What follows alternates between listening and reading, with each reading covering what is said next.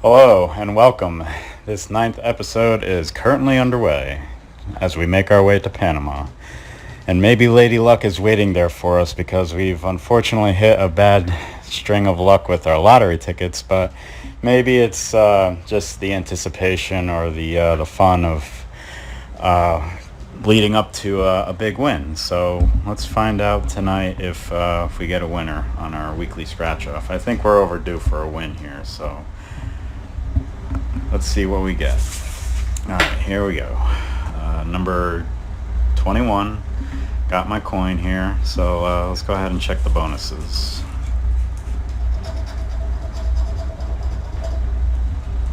Still hopeful for a bonus.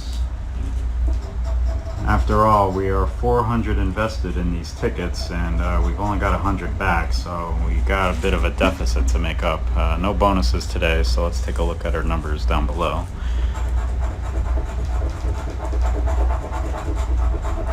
I was told back home that the Mega Millions lottery is up to 700 million, and that is a lot of money. I wouldn't even know what to do with that kind of money. I'd probably keep 200 for myself, and the first 500 people I run into, I'd be like, here, have $1 million on me. And I'm sure it would make their day.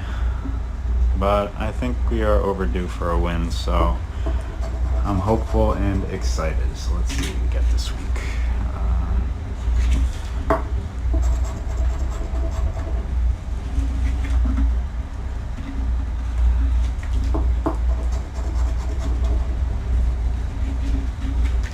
Not quite. Oh, there's that pesky 1. We had 11.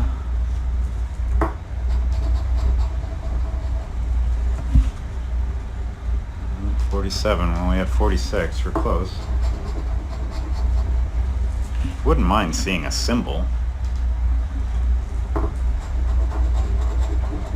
multiplier is always nice. No, I got no singles. No singles, so I'm gonna keep going. 43. Nope. 49. Well, we had 29 and 69.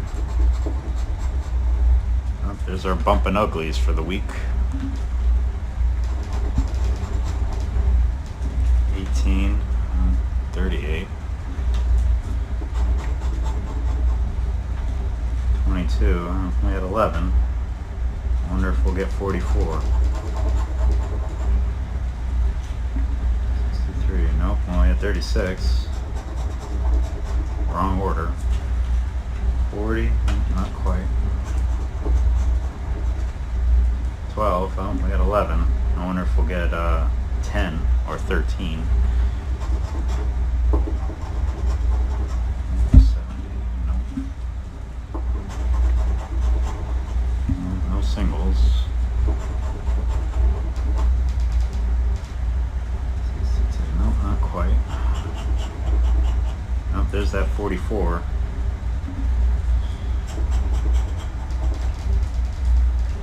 23. Nope, not quite. 67. Nope. 48. Nope. Oh boy, we're getting down to the wire here. Let's see. 28. Nope, we had a 38 and a 29.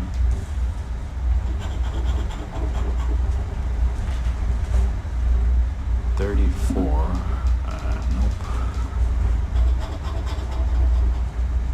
19. I don't think so. Nope. 42. The answer to everything, but not this week. Oh boy, not looking good. No, that was our lucky number, but not quite. All right, time for the clutch corner. Let's see what we could potentially win here. Ooh, another top prize attempt. Well, we already had the 1 here, so boy, won't this be such a surprise. Can the clutch corner save us? 32. So close. Got to 31 right there. Oh well, that's another bust. Well, we tried, and we'll try again next week. All right, so let's see what's on the discussion for today. Here we have a special celebration, so let's get into it. Okay, hello and welcome. And today is July 25th, also known as Christmas in July, right? But we also have another momentous occasion, a very special event going on today. Happy birthday, Laura. I'm sure all your furry animal friends will be there to help you celebrate, much like the one who already gifted you a lizard, if I read your email correctly. It's your 25th on the 25th, which I'm sure is just as exciting. Happy birthday. And I remember when I had my 21st on the 21st of April. I believe my parents got me my first couple of drinks. They bought me a 12-pack of Coors Light, if I remember correctly. And what great pair of parents to officially indoctrinate me into being a sailor. So such milestones on our birthdays. So happy birthday to you. And as we sail to Panama, I rarely get out on deck, but I was out on deck today, and the sun was shining, not a cloud in the sky. But shortly after I went back inside the engine room, because I had to do my Sunday weekly checks, and I went back inside, and it started raining, and it rained hard, so hard that it was actually coming through one of our hatches and raining a little bit in the engine room. And I had to pump out the bilges because they had also filled up. But one thing that was interesting about storms that I didn't really realize while living on land, but I discovered when I got to sea, those few times where I was actually out on deck, out on the weather decks, I would actually see edge of storms far out in the distance, like just rain and thunderstorms, whereas we're in, an area that's not being rained on. I see out in the distance the edge of a storm, and it just gave me a different view of thinking of storms on land, because whenever I'm driving on a highway and it starts to rain, in my mind for some reason I start thinking like, oh, it must be raining everywhere. Like I didn't just drive into a storm, I didn't just see the edge of the storm, it just happened to start right away. And then when I drive out of it or the rain stops, my mind always thinks that it just stopped raining everywhere and the rain's over. But to see the edge of a storm is pretty interesting, and it brings me back to a time where I spent a week, like a week vacation at a unbelievable friend's house. Uh, and it was the day before we all met up with even more friends, and we all went and got completely drunk. I was spending the afternoon at his house.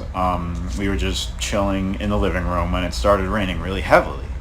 And I didn't think much of it. It was just a storm passing through. But I looked outside to look at the rain, and in his backyard, like maybe a good 20 feet away, there's a line of trees. And I could see them clearly. They weren't moving, and they weren't wet. They weren't being hit by the rain. And I was like, what's going on here? So I keep watching, and the rain edge must have been right before the trees. Like it was downpouring like crazy, and none of the trees were wet. And I just had to, mention it to my friend, and both of us were dumbfounded. We couldn't believe it, that the rain storm, the edge was right there, like a mere 20 feet away, and it was completely just raining everywhere else except touching these line of trees. And it was interesting to me. I didn't actually discover that until I started sailing, and I noticed this when I was out on the weather decks. But also, you may have noticed that I'm wearing a sweater right now. A sweater in the middle of summer as we make our way to the equator, as we approach Panama. Has the heat finally baked my brain? Maybe, but because I know it's hot in the engine room. But it turns out it's laundry night tonight for me, and I ran out of shirts. So a little poor planning on my part, but all this week and last week and probably the weeks before, every time I go to work, the shirt that I'd be wearing would eventually get completely drenched in sweat. Like, I always joke that I could jump in the ocean and be less wet because I sweat so much. My jeans, my work clothes, my shirt, totally drenched. I'd have to wring it out sometimes just to get all the sweat out. And thankfully, main control is air conditioned for the equipment, not the people. But we enjoy it anyway. We go in there to cool off. But you don't want to be drenched in sweat when you do that, because the cool air will actually make the sweat very cold, and you'll actually cool down very quickly and actually become cold. I've actually had moments where I would go back into the engine room to warm up because the air conditioning got me so cold because I'm so drenched in sweat. But I remember going through Indoc at Mass Maritime, and it was really, really difficult. They really, jumped down your throat, chewing you out for every minor infraction that you made. And you had to really lock it up, stand at attention, and follow the directives of all your indoctrination officers. And I remember one time going through the mess deck, and we had to follow a line. And the line was red and green for port and starboard respectively, and we had to follow it. And it took us through the mess line where we got our food and drinks and whatever else we wanted, and then we would follow it, and it would go into the mess hall where all the tables were. And before we can get to our table, we had to follow these lines, and they split off into two. Port went left and starboard went right, red and green. And when you got to that divider, an officer was there waiting for you, and he would give you a number, and based on what that number was, you would turn either left or right. And even numbers were port numbers, and odd numbers were starboard numbers. And they would just give out a quick random number, like 732 or 5,793,212 or some number, just crazy number, or -5 or something, and you would have to follow the line that number corresponded to. And I'm listening to this while I'm holding my food, waiting in line, waiting to get up to receive my number, and I'm thinking, I totally got this. I know the scheme, or I know the definitions, and I was going to impress them right away. As soon as they said the number snap, I was going to head either port or starboard, left or right, red or green, follow that line and go to my table and sit down and eat. But I feel like they might have been thinking that I was thinking this, because they threw me a major curveball. I was expecting, an odd or even number, but when I get up there, they give me 0. And for a second, that felt like an eternity. I froze, because I was like, I wasn't expecting that at all. And I had to make a decision really quick. So just out of pure luck, I just closed my eyes and chose a line and went.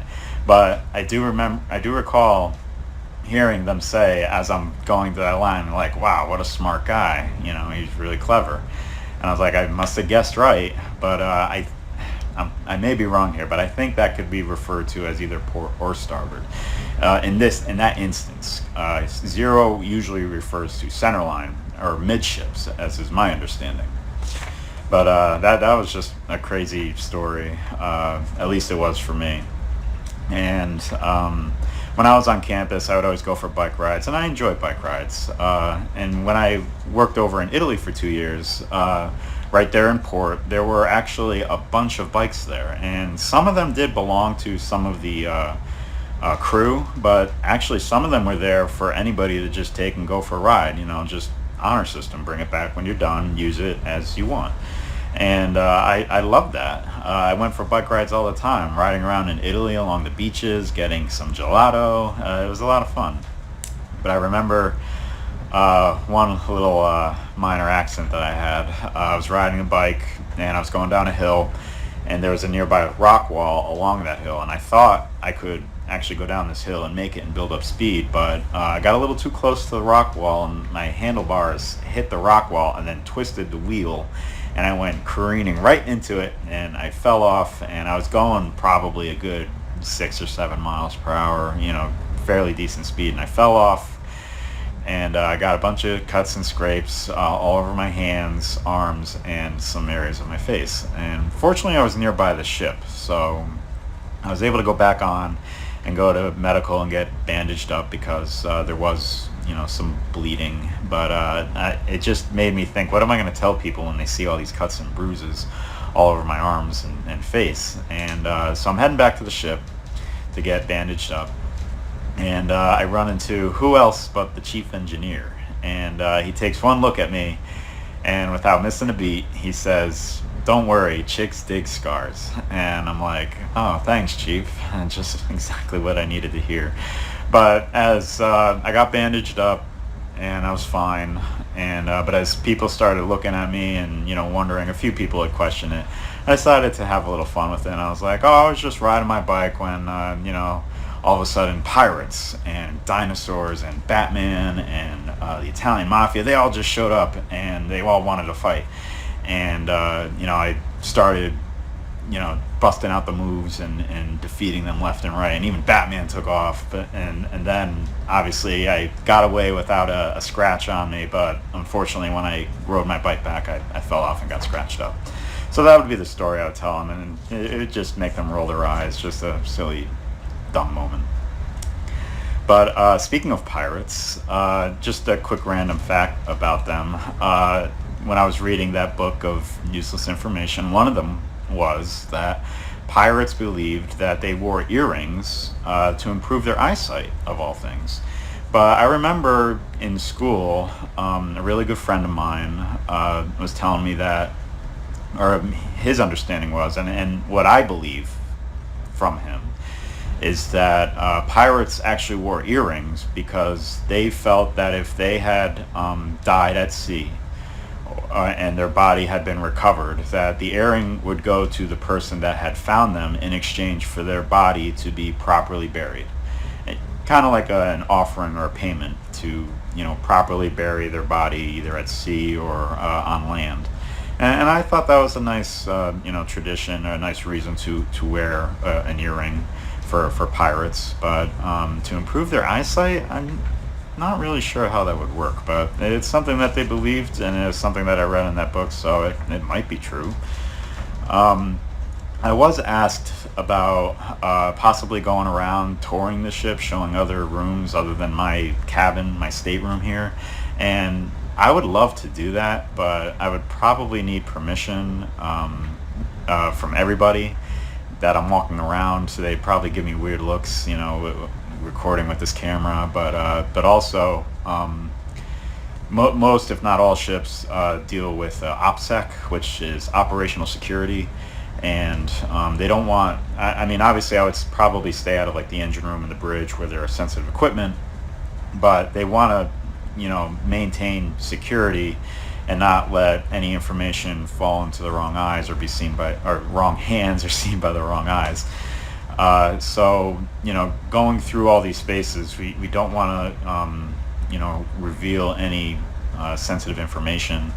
I actually, when I was over in Italy, we were actually told that, to stay off Facebook, stay off social media, don't post anything about our position, because we were actually, I mean, this was years ago, so I think it's okay to say now, but we were actually providing security for Olympics that were nearby, and we were actually patrolling the ocean in the event that we needed to go in to deal with a situation. Fortunately, there was no situation, so we just, sailed around the ocean for a little bit, and then we went back to Italy, so it was fun. So, yeah, I think that's about it. I'm going to go ahead and wrap this up with a quote that I really enjoyed, when I was growing up. It was a quote that came from a video game, one of my favorite video games, actually. It was called Final Fantasy Tactics. I'm a big fan of the Final Fantasy series. Final Fantasy 3 is my favorite. Other people may call it Final Fantasy 6, but to me, it will always be 3. But for this game, Final Fantasy Tactics, there's a character in it, I believe his name is Donovan, and he's part of the tutorial system. He teaches you how to go through the battle system, how to upgrade your characters, equip weapons and to learn magic and all that stuff. And he, at the beginning of his tutorial, he gives a really nice quote, and it's actually on one of my profiles online. And I feel like it can be applied to real life. It's not just being able to predict, what may happen in the game, but also something that you can apply in your real life. And that goes hand in hand with maintenance on a ship. We have preventative maintenance. We have to do maintenance every number of operating hours for equipment to ensure that nothing goes wrong and it stays healthy and operational, and we can get the most out of its useful service life. And the quote is, "If you know, you can foresee." And I believe that is absolutely true. If you know what could potentially happen, you can foresee it and plan ahead and react and prevent stuff, especially in that game. If you know what your enemy is planning, you can counter it and win the battle. So if you know, you can foresee. Thank you and have a good night.